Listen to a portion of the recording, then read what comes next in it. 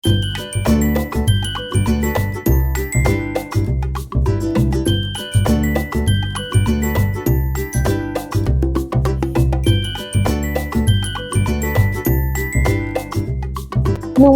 বন্ধুরা, আগের পার্টে তো আপনারা দেখেই ছিলেন যে পর্ণার গায়ে হলুদ হয়েছে আর এখন হলো পর্ণার শুভ বিবাহ। তো চলুন দেখি তবে আজকের গল্পে কি হয়। আর পর্ণা এরপর থেকে একটা নতুন জীবন শুরু করতে চলেছে। বাবা চন্দ্রানী, তুমি আমার মেয়েটাকে এত সুন্দর করে সাজিয়েছো যে দেখে চোখই ফেরানো যাচ্ছে না। আরে মাসিমা, আমি তো না হলে সাজিয়েছি পর্ণাকে, কিন্তু পর্ণা তো এমনিতেই ন্যাচারাল বিউটি। হ্যাঁ হ্যাঁ দিদি, আমার কিন্তু মেয়ে একদম ঠিক কথা বলেছে। আপনার মেয়ে তো এমনিতেই খুব সুন্দর, আপনার মতো একদম। আপনিও কি এখন কম সুন্দর আছেন? তবে দিদি, কিছু মনে না করলে আমি একটা কথা বলবো আপনাকে। হ্যাঁ হ্যাঁ দিদি, বলুন না, কি কথা বলবেন? আচ্ছা, এই যে পর্ণা মায়ের গলায় এত সুন্দর হারটা আছে, এই হারটা কি আপনিই গড়িয়ে দিয়েছেন? কিন্তু বেশ সুন্দর। না না দিদি, এই হারটা আমি গড়াইনি। এই হারটা তো পর্ণার বাবা গড়িয়ে দিয়েছে পর্ণার বিয়ের জন্য।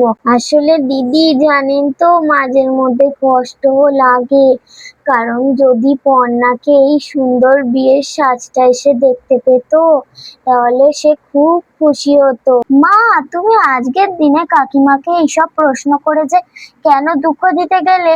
আজকের দিনে কেউ এইসব প্রশ্ন করে বলো তো? দিদি, কিছু মনে করবেন না আমার কথায়। আসলে কি বলুন তো, কথায় কথায় আমি বলে ফেলেছি। আর আপনি একদম দুশ্চিন্তা করবেন না তো। পর্ণার বাবা নিশ্চয়ই পর্ণাকে আর সৃজনকে ওপর থেকে আশীর্বাদ করবে, যাতে ওরা সুখী হয়। আরে না না দিদি, আমি কিছুই মনে করিনি। আসলে কি বলুন তো, মাঝে মধ্যে পুরনো কথাগুলো মনে পড়ে গেলে না একটু খারাপ লাগে। না না, আমি কিচ্ছুই মনে করিনি। এই ঝর্ণা মা, কিরে, তোর বন্ধুরা এসছে, তুই খেলা না করে এখানে মন খারাপ করে চুপচাপ বসে আছিস কেন? দিদি, এই দিদি দিদি, তুই বল না, তুই আজকে সত্যি আমাদের ছেড়ে চলে যাবি? তুই গেলে আমাকে কে পড়াশোনা করাবে রে? আমি কার সঙ্গে কথা বলবো? তুই আমাকে ছেড়ে কেন চলে যাবি দিদি? তুই আমাকে ছেড়ে যাস না প্লিজ দিদি। আরে হ্যাঁ রে বোন, আমি জানি জানি, তোরও যেরকম কষ্ট হচ্ছে আমারও তো কষ্ট হচ্ছে। আমি মাকে আর তোকে ছেড়ে চলে যাব, কিন্তু তুই এত কাঁদছিস কেন বলতো? তুই তো স্ট্রং গার্ল না? আমি তো তোর বন্ধুর বাড়িতেই যাব, রিয়া আর দিয়ার বাড়িতে।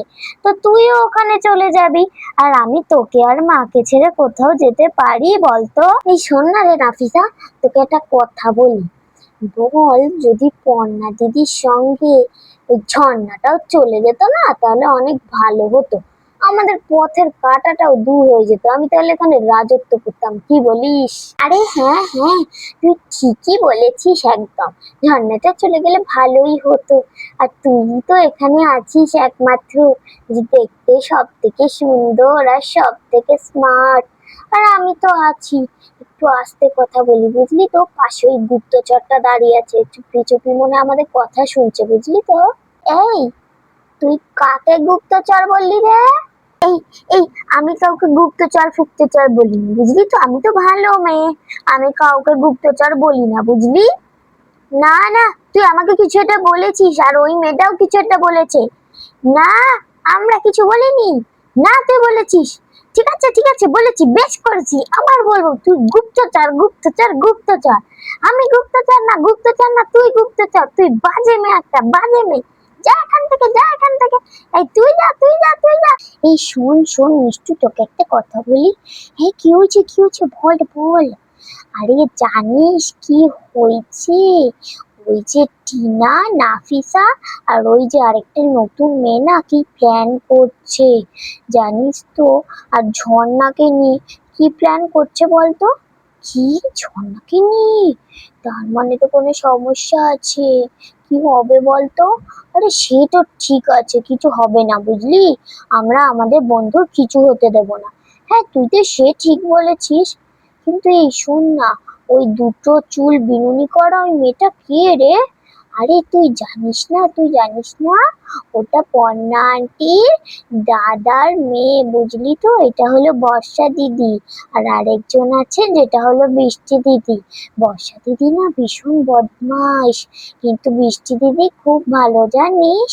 আজকে সকালে যখন ঝর্ণা দিদি পর্ণা আন্টির কাছে চুল বাঁধছিল না, তখন বর্ষা দিদি ঝর্ণা দিদিকে ধাক্কা মেরে ফেলে দিচ্ছিল, জানিস?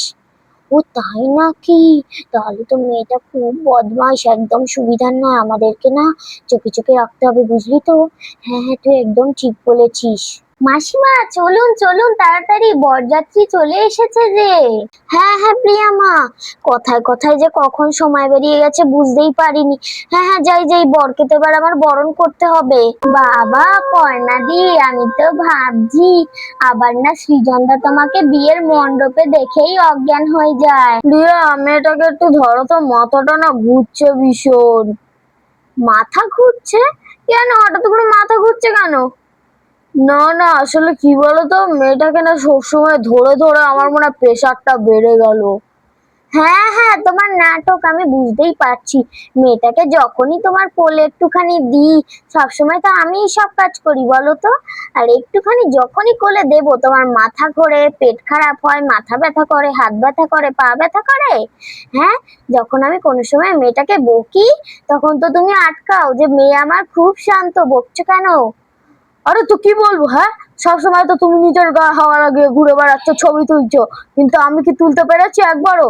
আমিও এবারে ছবি তুলবো, আর নাহলে মায়ের কাছে গিয়ে মেয়েকে দিয়ে আসবো, আর নাহলে তুমি ধরো। এবারে বরকে মণ্ডপে নিয়ে আসুন। আরে ভাই, তোর জায়গায় যে আমি কবে যাব না, আমি শুধু সেটাই ভাবছি। তুই আজকে এই শুভ দিনেও গোমরা মুখ করে বসে আছিস। আমি যদি হতাম না, এখনই নাচ গান শুরু করে দিতাম, বুঝলি তো?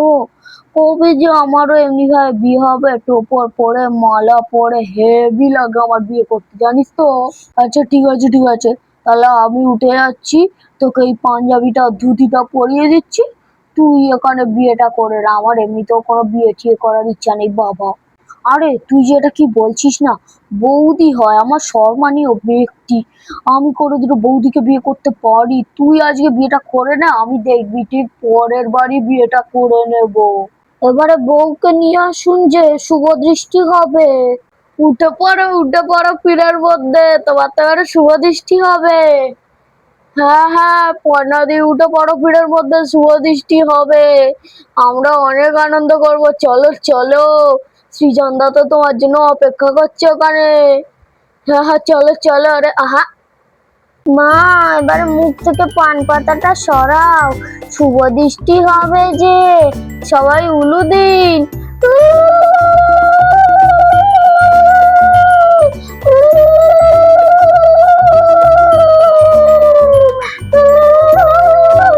এবারে মালা বদল হবে।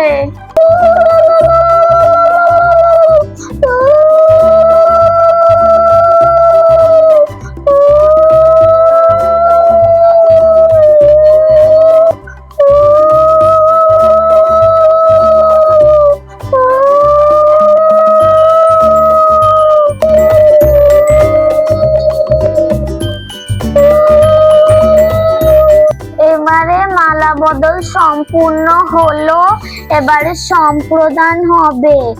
বরপক্ষ আর হচ্ছে যে কন্যাদান করবেন সে আসুন, 4 হাত এক করতে হবে তো। আপনি বরের কে হন, আপনার পরিচয় কি? আমি আসলে বরের মেসো হই।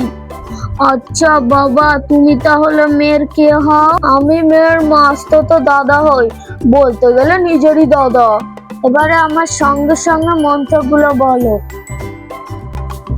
যদিদং হৃদয়ং মম তদিষ্ট হৃদয়ং তব, যদিদং হৃদয়ং মম তদিষ্ট হৃদয়ং তব।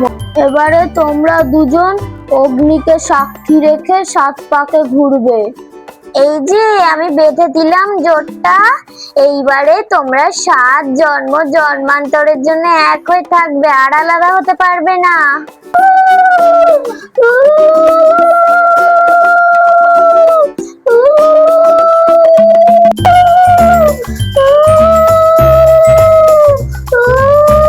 এবারে খই পোড়ানো হবে।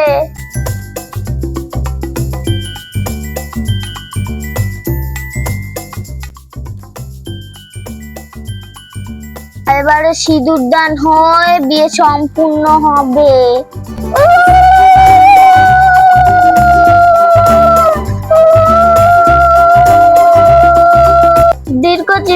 দীর্ঘজীবী হও, তোমাদেরকে আশীর্বাদ করি।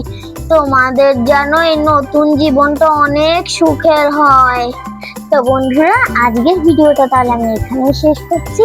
আর আজকের ভিডিওটা যদি আপনাদের ভালো লেগে থাকে, সবাই একটা লাইক আর সাবস্ক্রাইব করে আমাদের পাশে থাকবেন। ধন্যবাদ।